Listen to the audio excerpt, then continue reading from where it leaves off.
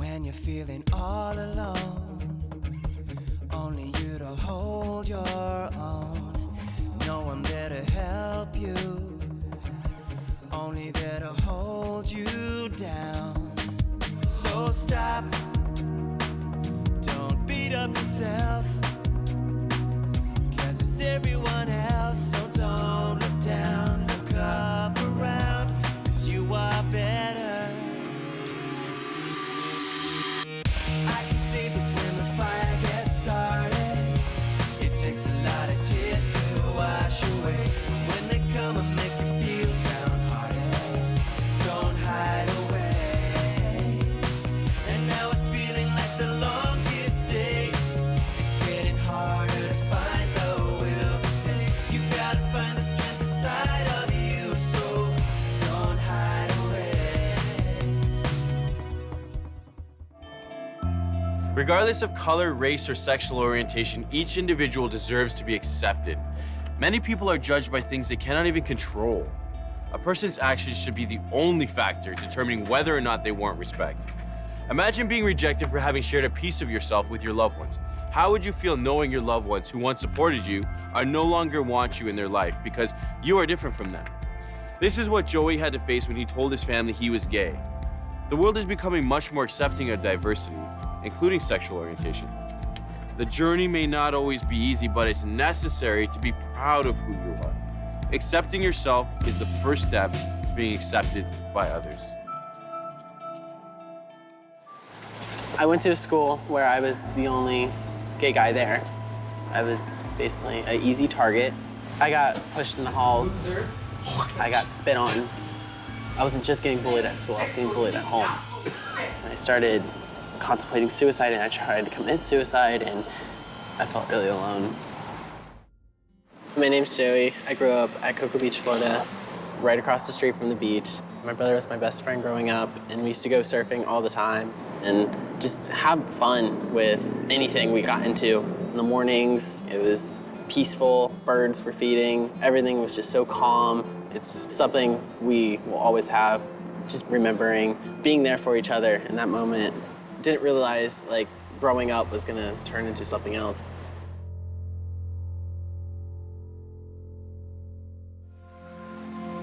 My mom was my best friend, and she was always there for me, no matter what.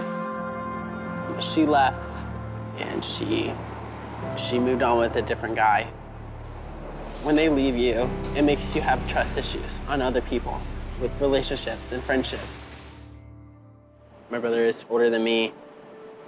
He always had my back, and he never let anything bad happen to me. Try to get back. Get the hell out of here. Get the hell out of here. We're just playing. He was always there. You okay, man? Until he graduated, and then things started changing. When I was 12, I started hitting puberty, and that's when I knew I was attracted to boys and not girls. I was definitely scared in that moment. I didn't know what was gonna happen to me. I didn't know how people were gonna think of me, and I kind of just didn't want to even have that concept of liking boys. I wanted to like girls. When I told one of my friends that I was gay, they didn't know what to think. They were like, oh, is he gonna flirt with me? And when I told him, I thought he would understand, and he didn't. He stopped talking to me, and then he kept telling other people, and it just spread like wildfire. Yeah, he's gay. Are you serious? I didn't want to feel different. I wanted to be just like every single other kid at school, happy, getting their education, and just not worrying about somebody saying something to you and making you feel bad about yourself. And I had nobody, and everyone just saw me as that gay kid. They didn't get to know who I was. I hate getting told it's a phase, because I knew I was on a phase at 13. I knew this was who I was gonna be. Why would I put myself in this situation if it was just a phase? Faggot, gay, queer. I started getting threatened every single day. Why are you here, bro? This is a boys' washroom, not a girls' washroom. Get back in there. Stay in there. Stay in there. Don't even come up. Who's that? I was told that I was gonna get punched in the face next period. And these two guys came up to me and asked, do you want to fight? It was constant fear and bullying. I feel alone. This kid went to my school, and he was a kid who didn't like gay people. We rode the bus together because he lived in the same neighborhood as me. And when we got off the bus one day, and he was just yelling, "You faggot, I want to beat your ass." He always took a knife to school, so I was terrified when he was following me. I ran home, and my apartment complex has a lock, and it slammed. I made sure that he wasn't behind me, and then he came to the door and he started trying to open the door, making a lot of noise, saying, "Faggot, open this door." I was terrified. I didn't want to ride the bus anymore. I didn't want to go to school anymore because it just got worse after that. I didn't have anybody. I wasn't just getting bullied at school, I was getting bullied at home. You would think that would be your safe area, your house. It wasn't for me. I got really low with my dad. Hi, Dad. How are you? Joey, can't you see the game's on? He's homophobic because I guess that's what he grew up seeing, that people did not like gays. You know, the guys make fun of me at work enough, will you? Just leave me with my goddamn game, will you? You are a disappointment. You're not gonna carry my last name. You don't deserve to have my name. You make me sick. Sorry. My mom used to be the one who would always have my back, and I didn't have her. It was just him, and he made me feel so bad about myself. Your parents are supposed to be accepting and always loving you no matter what. It's not fair. I can't say I had a mom, because I didn't. She abandoned me. She left me, and I'm just a phone call now. I know she cares about me, but sometimes it feels like she picked her abusive boyfriend over me. So, what have you been doing? Well, I'm actually doing the set design at school for the school play. Yeah? I love it so much. That's nice. I never thought I'd be working with tools. And how's your brother? Is he taking care of you? Actually, he's off at college now. I don't want to hear about your faggot son anymore. He was abusive. He abused her. Baby, Mommy has to go right now. Maybe I can call you back another time. Do you have to go? Yeah, I'm sorry. Every time she tried to call me, it had to be on speakerphone so he can listen. So I wouldn't say anything like, "Come back to me." Having her not there for me when I was being bullied caused a lot of distress, and I felt really alone. Leaving's gonna happen. People are gonna leave throughout your life, and you would think the last people who will leave you is your parents. It's one of the hardest things to go through.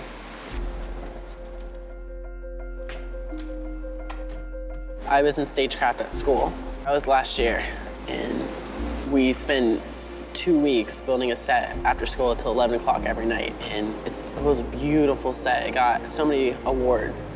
It was a thing I will always remember for the rest of my life. It was an accomplishment. Like, I never thought I would be working with tools, and I worked the back during the play. I thought about if anyone was gonna show up for me, because I thought, wow, if my mom saw this, would she be proud of me? I didn't have anybody there. I didn't have anybody who was like, wow, Joey did something.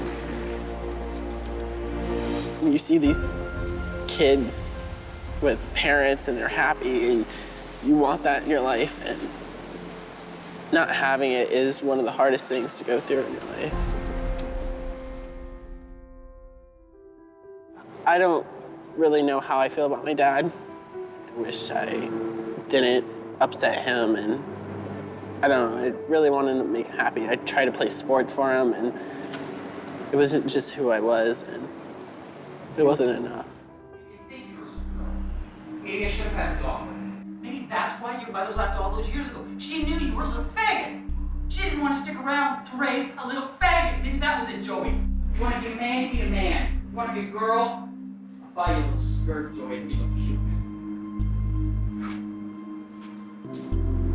I just wish he would be more accepting to who I was, and I just wish he would have been my support group.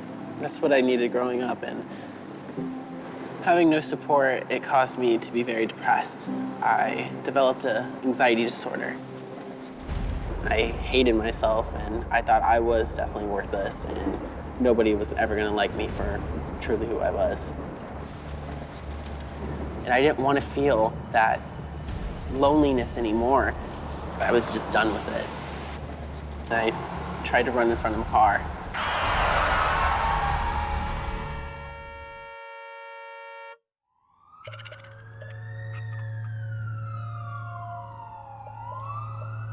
Being alone really does a lot to you. And I was just not healthy, and I was not in the right mind. And they would try to put me on medication, but nothing worked. Nothing made me feel okay. I would still be depressed on anxiety medicine. I didn't feel like myself. Like my body felt like it was just gone. I knew something had to change for me to be happy. I started running to release stress, and I didn't know what happened, but one morning I just woke up and I was like, I'm going on a run. And I continued to do it for 2 years. I would go under the bridge and see the sunset. I was in my relax zone, and I was in a beautiful area, and I felt like nobody could hurt me ever. This is where I'm safe, and this is where I'm gonna be safe for the rest of my life. If I could speak to anybody just going through what I went through, I would say, just be true to who you are. Change your life. Have hope. You will find somebody so special, somebody who makes you feel happy. And you're gonna have that person no matter what. Everyone goes through it. When I met someone, my life completely changed. I tried to be somebody I was not. But now I'm proud of who I am, and I have the support I need, and that is my boyfriend and his family. They showed me so much love with open arms. They just brought me in, and I started realizing life's not so bad when you found somebody special and someone so kind. And he just wants me to do better. And I never had somebody who cared as much as him. And I tell him every day, he's very special. In 4 months, I'm graduating from high school. All the bullying and all the stress, I went through it, and I'm okay now. It's gonna be the best feeling in the world walking that stage, and then I get to go to college to be a radiologist. My aunt was one, and seeing that as a kid and breaking my foot and going to the hospital and seeing the x-rays, getting to see bones, it fascinates me, and I'm excited for it, and I get to move on with my boyfriend, get a house, get a car. I feel like life is gonna change for the better, and I cannot wait.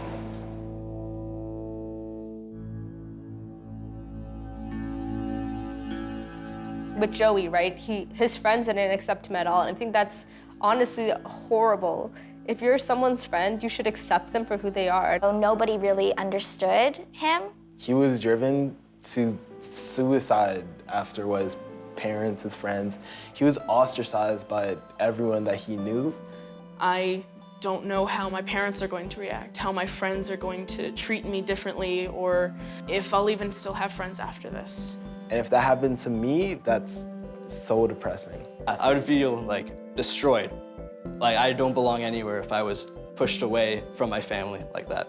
The way I think about it is, if society hated you or you were discriminated against for being straight, if you had to go home not feeling safe, knowing that your family and your friends won't treat you right for being who you are, you didn't choose who you were. How can you just treat someone like that just because they like men? It's really not that big of a deal. People are scared because they just don't know what to do around them. They feel uncomfortable, right? I feel if people had a greater exposure, a bigger group of friends, just reached out to people of different sexual orientations. For like a really long time, it was kind of, people are straight, girls like guys, guys like girls, that's how it is. And it's only kind of recently that people have started to accept that that's not always how it is. It can be different. He was in an area where people were stuck in that mindset, so it was really hard for him to find someone to accept him. Like, I know that although some people are still kind of against it, like at my school, we're very open with a lot of like the homosexuality and the LGBTQ community. Yeah, I think it's important to educate people so that they know that there's more than one way that you can be. At the end of the day, we're all people, right? And we want to talk to each other, but we don't want to have to feel threatened by anything. We don't want to feel like we're in danger. Did you know the brain responds to emotional pain in a very similar way as it does to physical pain? Crazy, huh? Take a moment to really think about what that means. If you make fun of someone or threaten them, from the brain's perspective, it's like you're punching them. Bullying is a form of violence. The more someone experiences verbal and emotional abuse, the more the brain fires chemical messages of fear and isolation, which often leads to depression, anxiety, and other health challenges. We clearly see this in Joey's story, and it all stemmed from a lack of acceptance from the people in his life. Acceptance does not necessarily mean agreement. You can disagree with someone, but still take the time to understand that they, like you, have the right to choose how they want to live their life. Acceptance means being aware of your judgments and choosing compassion and understanding instead of fear and anger. You can train your brain to be more accepting. Try challenging your judgmental thoughts and behaviors by asking yourself questions like, am I willing to see the person or situation from a different perspective? What steps am I willing to take to learn more about their situation or feelings? How do I feel when I'm being judged? And finally, what is one thing I can do or say today that will demonstrate my desire to be less judgmental and more accepting? When we practice asking ourselves these questions, we make room for healthier conversations, better connections, and stronger communities. The result, of course, is better mental health for all of us. So, is there a situation in your life you can practice being less judgmental and more accepting of? The health of your relationships depends on it. With that in mind, until the next time, let's do better by thinking better. Joey's story, unfortunately, is not uncommon. So many teens face this abandonment when coming out. No one should ever fear being who they really are. Society as a whole is becoming more and more educated and accepting of the LGBTQ community, but there are still areas where ignorance still prevails. If you or a friend find themselves in this situation, there are hotlines to help and protect you. Please reach out and connect with your LGBTQ community and be proud of who you are. When Joey made this decision to start supporting himself, he excelled. He involved himself in healthy activities like running and in creative projects. Most importantly, he reached out to the LGBTQ community for help and found a friend and family that now truly loves him. He is happier than he ever imagined he could be.